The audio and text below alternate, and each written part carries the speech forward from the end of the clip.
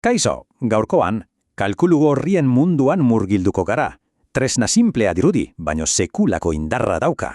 Funtzean, datuak tauletan antolatzeko programa bat da, baina hori baino askoz gehiagora. Imaginatu kuaderno kuadrikulatu bat, baina digitala, eta buru argia?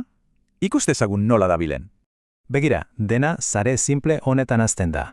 Goazen zatiak banan-banan ezagutzera. Lehenik, zutabeak ditugu, goitik behera doaz, eta letrekin izendatzen dira. A, B, C. Eta gero errenkadak. Hauek berriz zenbakiak dituzte, 1, 2, 3, erraza ezta? Eta zutabe bat eta errenkada bat gurutzatzen direnean, txing, galaxka bat sortzen da.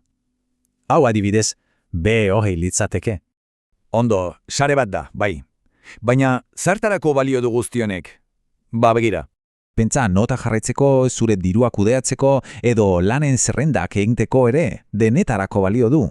Ados, goazen praktikara. Ikus dezagun bere magia notekin. Batez bestekoa kalkulatuko dugu. Hemen ditugu nota batzuk. Matematika, historia eta zientziak. Kalkula dezagun batez bestekoa.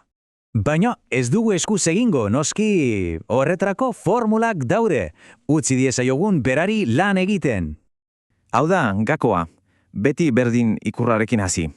Gero, funtzioa eta zein galaxia erabili nahi dituzun.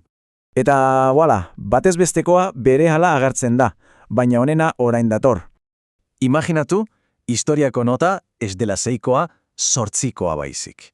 Alda dezagun eta ikusi zer gertatzen den. Begira, nota aldatu, eta batez bestekoa bakarrik eguneratu da, magia da. Eta egixe da kalkulu horrien benetako superboterea, automatikoki eguneratzea, denbora horrezten duzu eta akatz gutxiago.